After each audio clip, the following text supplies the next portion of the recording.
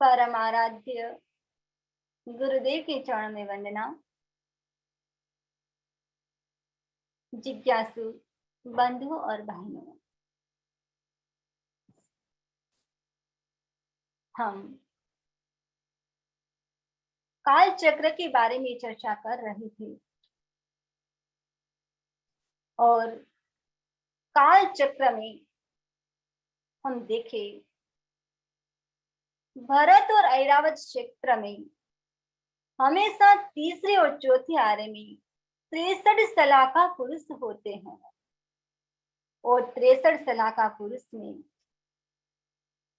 हमने 24 तीर्थंकर के बारे में चर्चा की थी और 24 तीर्थंकर के अंतर्गत हम देखे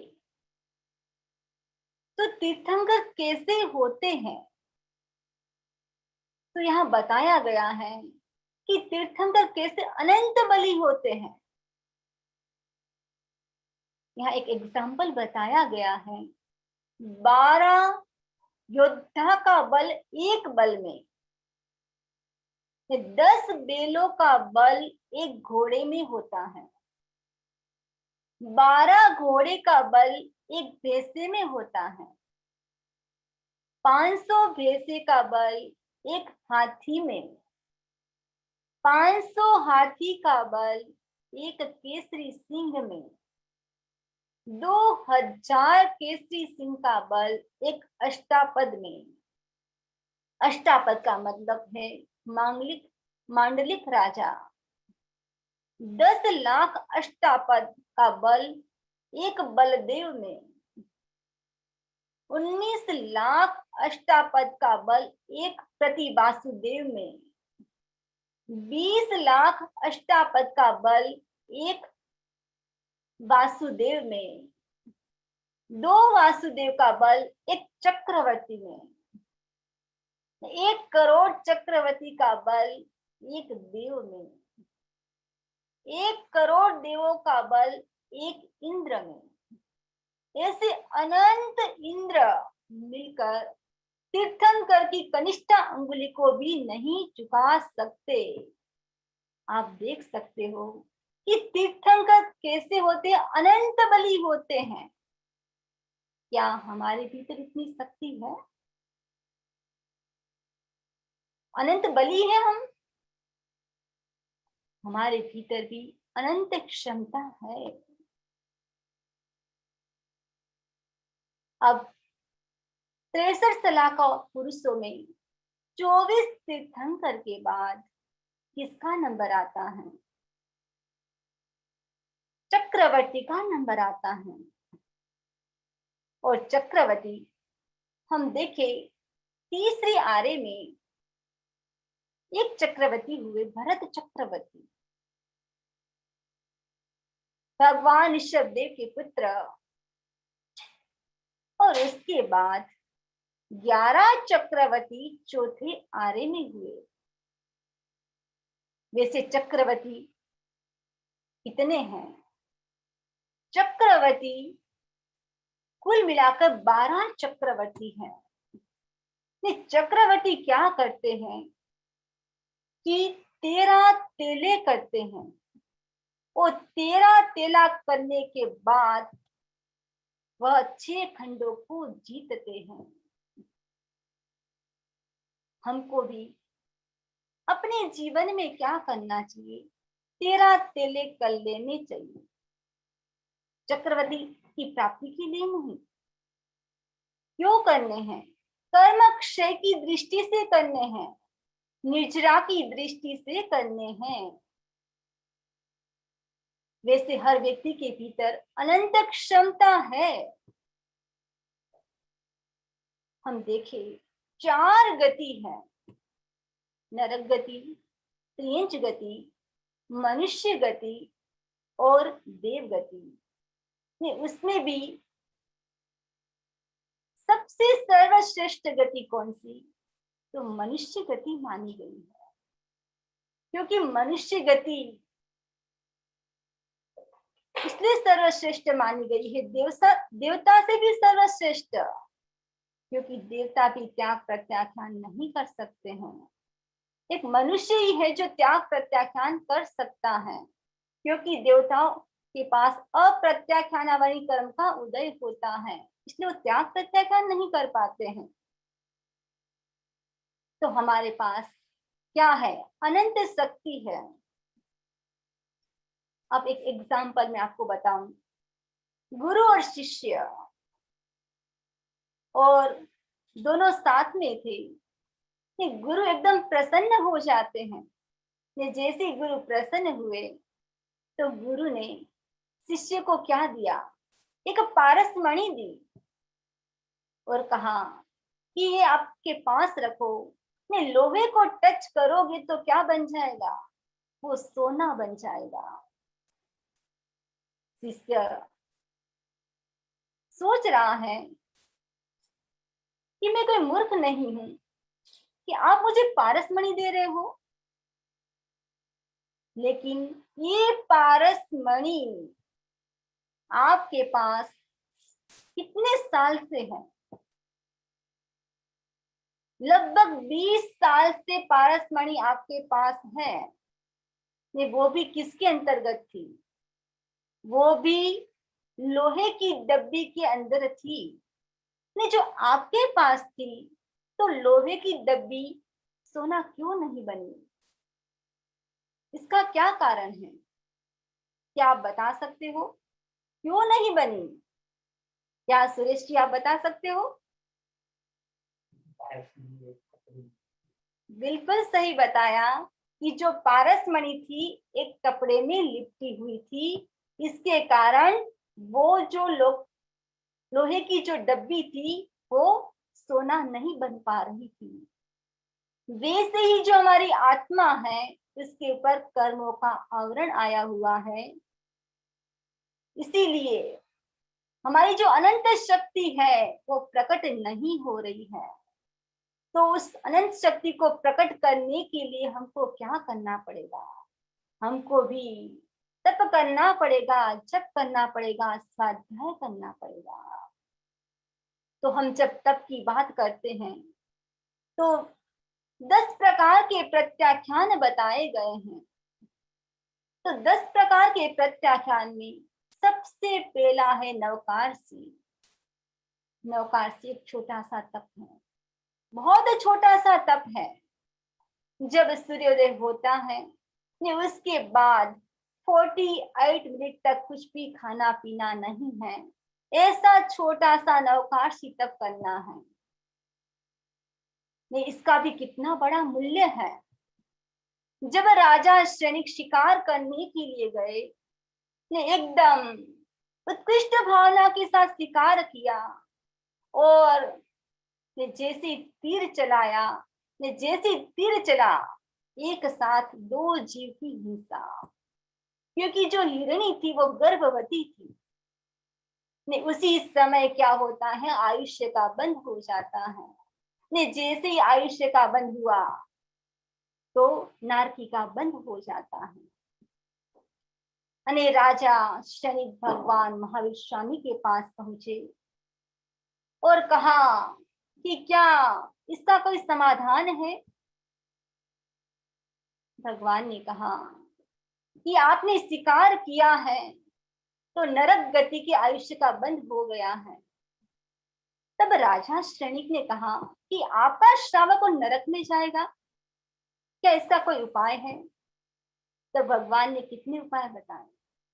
5 उपाय बताए। यदि कृपणा दासी के हाथ से आप किसी साधु को दान दिला दो तो आपकी नरक गति टल सकती है। काल जो सोकरी खेल प्रतिदिन 500 भैंसों को मारता है, ने उसकी हिंसा एक दिन के लिए छुड़वा दो तो आपकी नरक गति टल सकती है। जो पुण्य श्रावक प्रतिदिन एक सामायिक करता है, उसकी एक सामायिक आप खरीद लो तो आपकी नरक गति टल सकती है। यदि तुम एक दिन नवकारसी का तप करो तो नरक गति टल सकती है। यदि आपकी जो दादी माँ है इसको भगवान के दर्शन करवा दो तो नरक गति टल सकती है। देखो, एक नौकारसी तप के लिए भी यदि व्यक्ति करता है तो भी नरक गति का जो बंधन है वो भी हट जाता है। तो हमारी आत्मा के कर्म आए हुए हैं तो उसको हटाने के लिए क्या करना है, तप करना है। और उसके बाद हम पोर्शी देखें तो पोर्शी में क्या करना है, दिन के 4 प्रहर होते हैं, उसमें 1/4 भाग नहीं, 12 घंटे का दिन है तो 3 घंटे में एक पोर्शी आ जाती है। 2 पोर्शी करो तो 2 प्रहर। एकासन, एकासन भी कर सकते हो। एकासन का मतलब है कि एक टाइम बैठकर 1 घंटे में खाना। उसके बाद है एकासन के बाद एकल ठाना, एकल ठाना भी कर सकते हो। एक टाइम जितना भी आपको होता तो एकासन जैसा ही है, लेकिन आपको जितना भी खाना है वो एक साथ में लेना है, बाद में नहीं ले सकते। और उसके बाद हम कहे तो उसके बाद है आइंबिल, उसमें भी एक धान और पानी, वो शुद्ध आइंबिल कहा जाता है। और विगय, जब निवि करते हैं तो उसमें सब प्रकार की विगयों का त्याग किया जाता है, 6 प्रकार की विगयों का त्याग किया जाता है। और दिवसचर्यम, जब दिवसचर्यम करते हैं, जब सूर्यास्त होता है उससे बिफोर 48 मिनट पहले क्या करना पड़ता है, चारों आहार पानी का त्याग करना पड़ता है। और उपवास, अब जब उपवास की बात आई तो संवत्सरी महापर्व आ रहा है और संवत्सरी के दिन सभी भाई बहन को एक संकल्प करना है कि हम क्या करेंगे, उपवास करेंगे। और उसके बाद 10वां प्रत्याख्यान है, वह है अभिग्रह। अभिग्रह करना, आप अभिग्रह अपने पर भी ले सकते हो, दूसरे के ऊपर भी ले सकते हो। यदि कोई मुझे मंगल पाठ सुनाए, यदि मैं नवकार मंत्र की माला नहीं फेरूं तब तक मैं ब्रेकफास्ट नहीं करूंगा, अपने पर भी अभिग्रह ले सकते हो। जब अभिग्रह की बात आई तो एक बहुत बड़े तपस्वी साध्वी हुए पन्ना जी, वो अपने जीवन में बहुत अभिग्रह करते थे। एक बार वह गोचरी के लिए गए, अभिग्रह था, हर घर में जा रहे थे लेकिन अभिग्रह नहीं फल रहा था। एक घर में जैसे ही पहुंचे, उस भाई ने हर वस्तु की भावना खाई, सब्जी रोटी दाल चावल सब प्रकार की वस्तुओं की भावना खाई, लेकिन साध्वी पन्ना जी मना कर रही है। तो उस भाई को गुस्सा आ गया, क्या आपको ये भी नहीं चाहिए, वो भी नहीं चाहिए, तो क्या आपको राख चाहिए? तो साध्वी श्री पन्ना जी ने कहा, हाँ मुझे वही चाहिए, क्योंकि उसका अभिग्रह था, यदि कोई भाई राख की भावना खाएगा तो मैं पारणा करूंगी।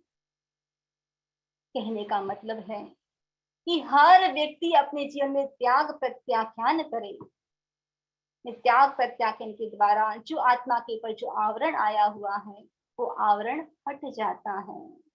उसमें भी हम देखिए 12 प्रकार के जो तप बताए हैं, उसमें एक उन्नोदरी, हर व्यक्ति की इतनी क्षमता नहीं है कि बड़ी तपस्या कर सके, लेकिन उन्नोदरी तप ऐसा है कि हर भाई बहन 365 दिन ये उन्नोदरी तप कर सकते हैं। हम चक्रवर्ती के बारे में चर्चा कर रहे थे। जो चक्रवर्ती होते हैं, जिसे देवलोक में इंद्र का स्थान होता है, वैसे ही मनुष्यों में चक्रवर्ती का स्थान होता है। जो चक्रवर्ती होते हैं इसकी बहुत सारी विशेषताएं होती हैं। जो चक्रवर्ती होते हैं उसके पास 14 रत्न होते हैं। आप देख रहे हो इस पिक्चर में 14 प्रकार के रत्न। जो चक्रवर्ती होते हैं उसकी माता 14 स्वप्न देती हैं, लेकिन जो 14 स्वप्न होते हैं थोड़े से धुंधले होते हैं। जो चक्रवर्ती होते हैं उनके पास 9 प्रकार की निधियां होती है। चक्रवर्ती के पास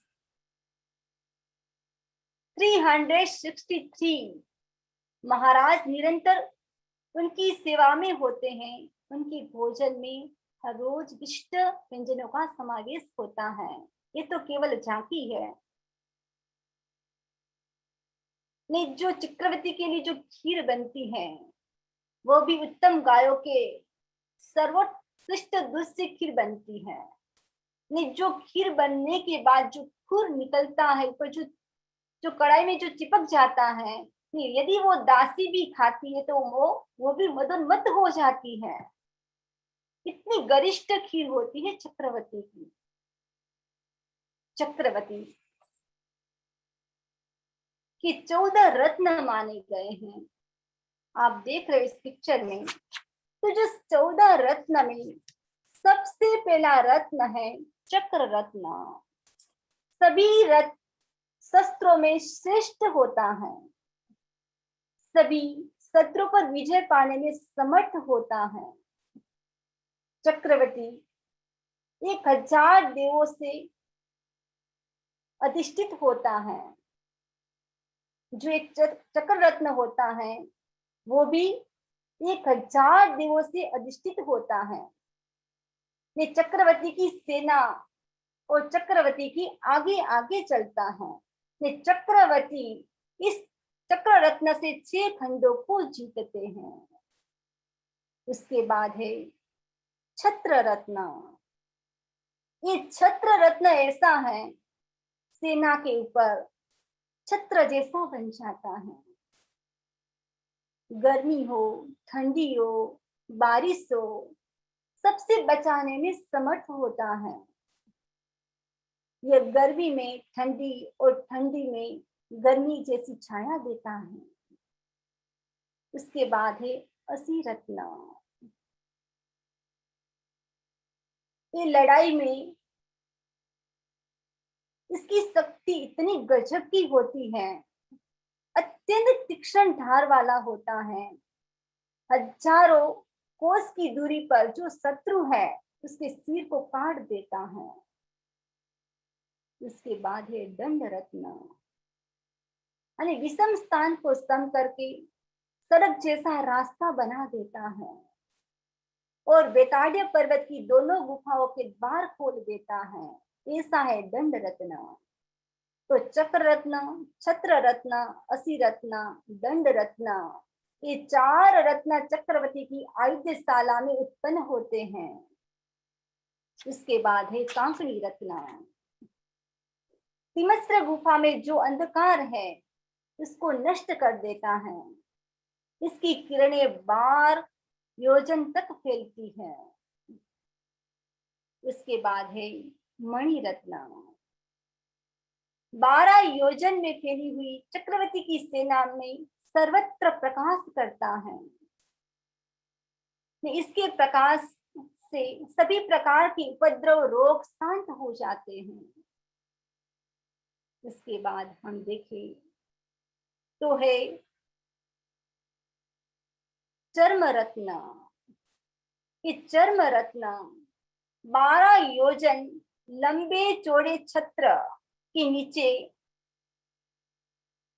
जो बीज बोए जाते हैं वह दोपहर में उपभोग योग्य बन जाते हैं, समर्थ बन जाते हैं।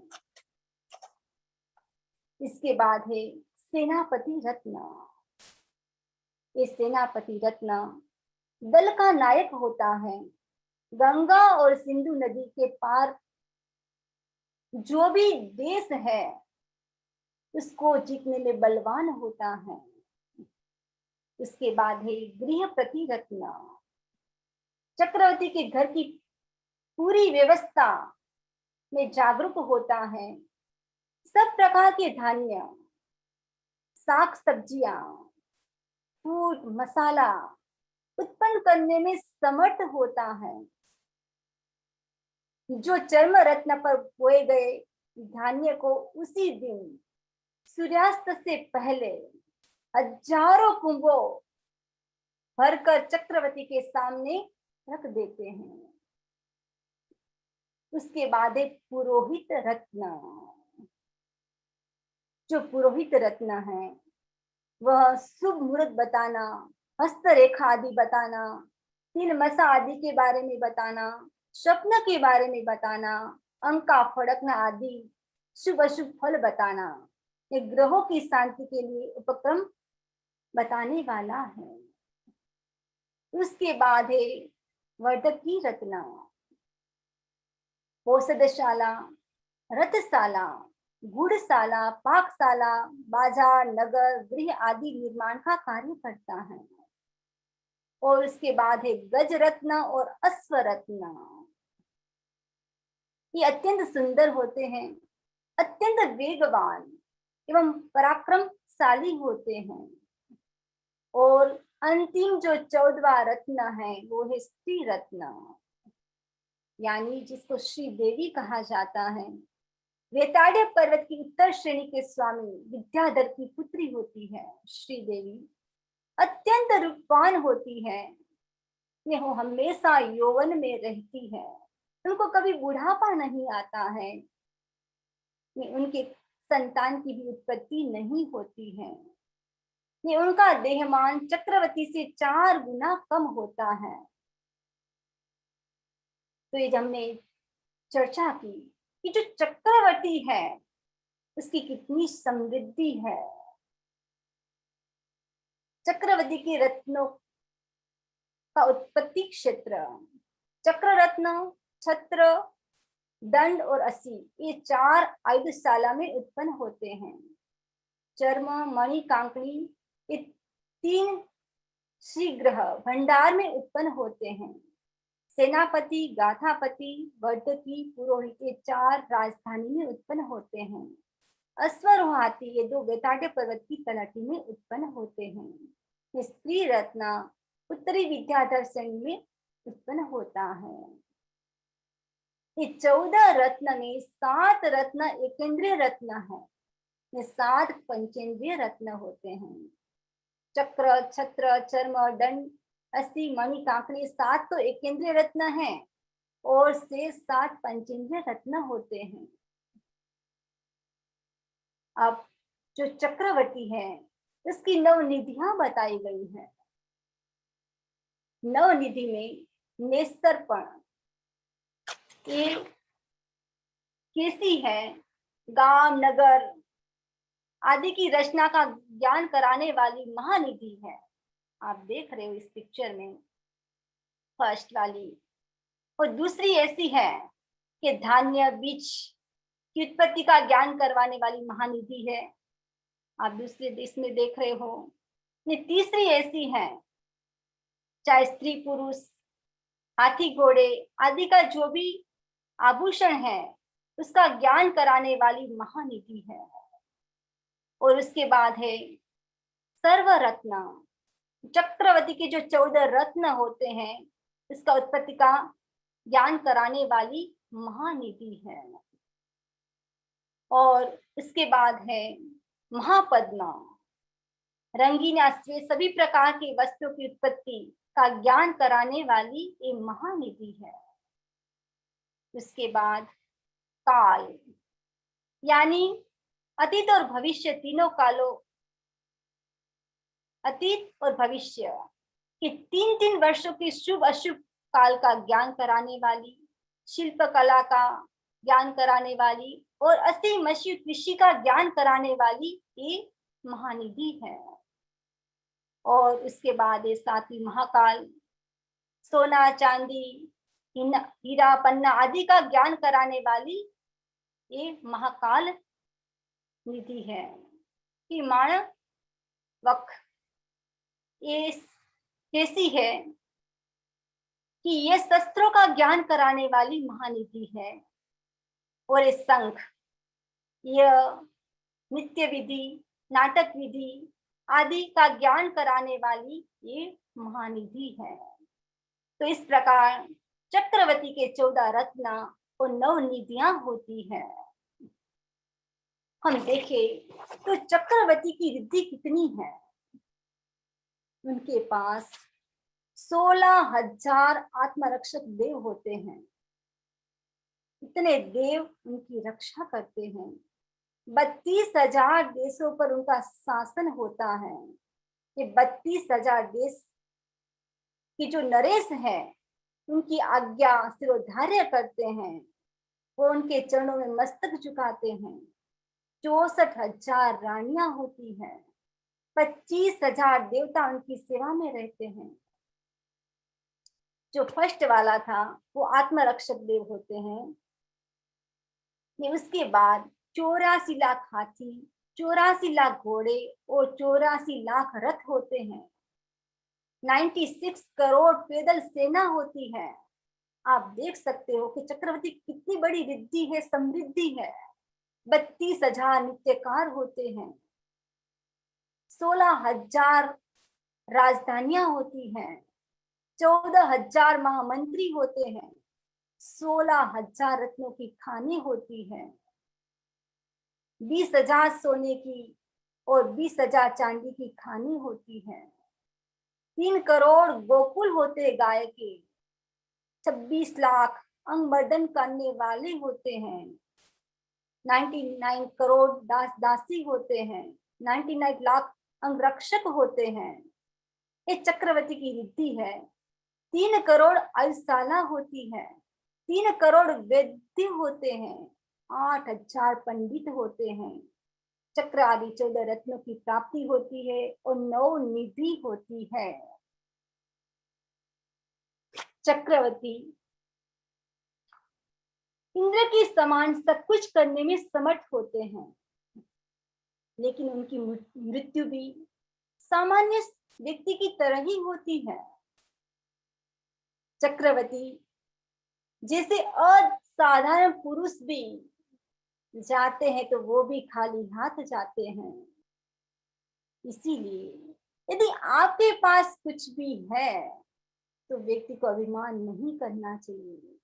जो भी आपको पुण्य से मिला है, सुख मिला है, संपत्ति मिली है, तो क्या करना चाहिए? दूसरों की मदद करनी चाहिए, शासन की सेवा करनी चाहिए।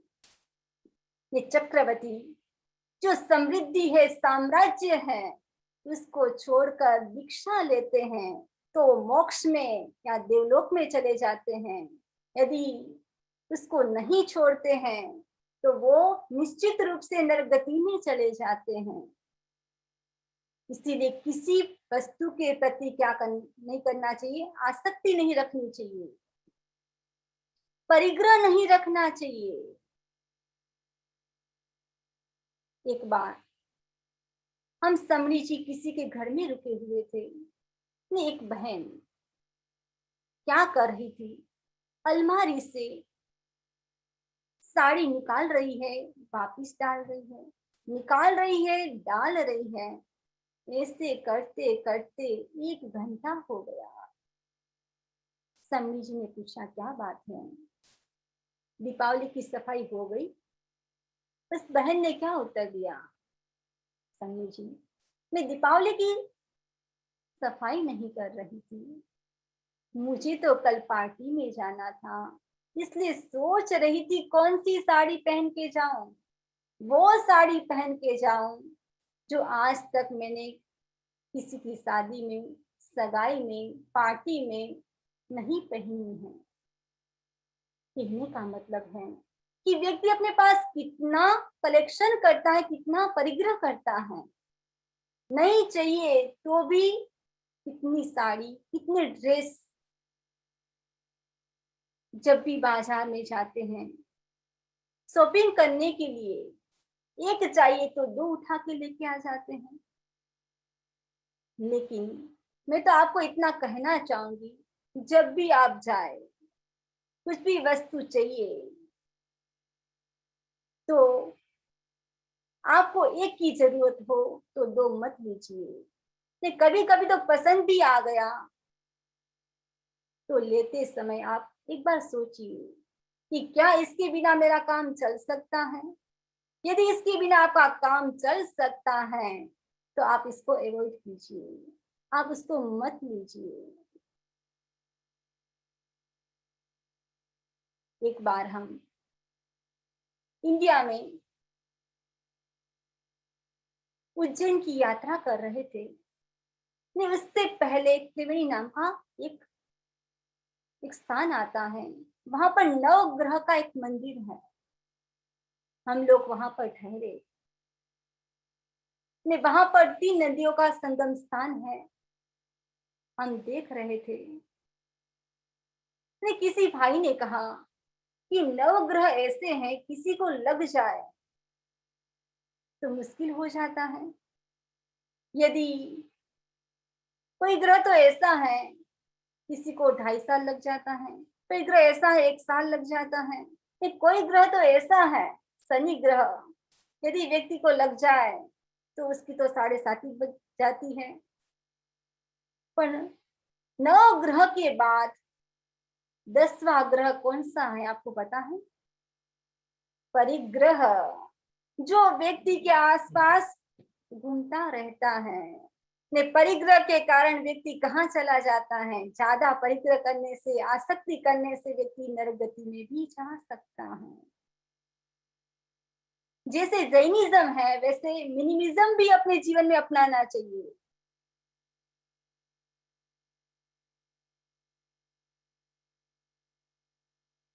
उसके बाद चक्रवर्ती के बाद नंबर आता है वासुदेव का। वासुदेव पूर्व भव में निश्चित रूप से क्या करते हैं? नियाणा करते हैं। नियाणा का मतलब है धर्म फल। जो धर्म किया है उसकी प्राप्ति के लिए, यानी किसी फल की इच्छा करना। जैसे किसी ने तपस्या की है, 8 दिन की तपस्या की और मन में सोच लिया कि मेरी तपस्या का फल हो तो हमारे घर में पुत्र की प्राप्ति हो। ये क्या है? इस प्रकार का एक निदान कर लिया। तो ऐसे निदान नहीं करना चाहिए। 3 प्रकार के निदान बताए गए हैं। एक तो है माया शल्य, मिथ्या दर्शन शल्य और निदान शल्य। तो निदान शल्य के बारे में हमने चर्चा की। माया शल्य यानी कथनी करने की समानता नहीं। और उसके बाद है मिथ्या दर्शन शल्य, यानी जीव को जीव नहीं मानना और साधु को साधु नहीं मानना। यानी शल्य कैसे हैं? व्यक्ति को भटकाने वाले हैं। तो इस शल्य से बचना चाहिए। यदि पैर में कांटा चुभ जाता है, जब तक वो कांटा नहीं निकलता है तब तक व्यक्ति को पीड़ा होती है, दर्द होता है। उसी प्रकार जब ये निकल जाता है तो व्यक्ति एकदम अच्छे से चल पाता है। तो जो 3 प्रकार के शल्य बताए, इससे दूर रहने का प्रयास करना चाहिए। लेकिन वासुदेव अपने जीवन में क्या कर लेते? न्याय कर लेते हैं। और न्याय करने के बाद नरक या देवलोक से आकर वासुदेव के रूप में अवतार लेते हैं। और चक्रवर्ती के बाद ज्यादा शक्ति होती है तो वासुदेव के पास होती है। और 3 खंड के अधिपति होते हैं। वासुदेव क्या करते हैं? प्रति वासुदेव को मारते हैं। वासुदेव से हाथ से ही प्रति वासुदेव की मृत्यु होती है। फिर वासुदेव 3 खंड को जीतते हैं। और वासुदेव के बारे में यहाँ हमने बताया है, आप सब देख सकते हो। और उसके बाद है प्रति वासुदेव। प्रति वासुदेव भी क्या करते हैं? अपने पूर्व जन्म में निदान कर लेते हैं। वो भी 3 खंड के राजा होते हैं। उनकी सिद्धि जो होती है वो वासुदेव से थोड़ी कम होती है। वो निश्चित ही वासुदेव के हाथों से मर के नरक गति में जाते हैं। वासुदेव के बाद, प्रति वासुदेव के बाद नंबर आता है बलदेव का। तो वासुदेव और बलदेव दोनों सगे भाई होते हैं। बलदेव बड़े भाई और वासुदेव छोटे भाई होते हैं। अत्यधिक प्रेम के कारण दोनों भाई साथ साथ राज्य करते हैं, जैसे राम बलदेव और लक्ष्मण वासुदेव। बलदेव की माता 4 स्वप्न देखती हैं। वे शक्तिशाली होते हैं। 4000 देवता उनकी सेवा में रहते हैं। अने बलदेव दीक्षा लेकर तपस्या आदि करके उसके फलस्वरूप मोक्ष में या देवलोक में जाते हैं। ये चौथे आरे में तीर्थंकर कितने हुए? 23 तीर्थंकर। चक्रवर्ती 11, वासुदेव 9, बलदेव 9, प्रतु वासुदेव 9। ये चौथे आर्य के 3 वर्ष 8.5 महीने बाकी थे, तब भगवान महावीर स्वामी मोक्ष पधारे। तो हमने काल चक्र के चौथे आर्य के बारे में चर्चा की। आगे हम काल चक्र के अवसर पीढ़ी काल के 5वें आर्य के बारे में चर्चा करने का भाव रखते हैं। इसी भावना के साथ ओम अरहम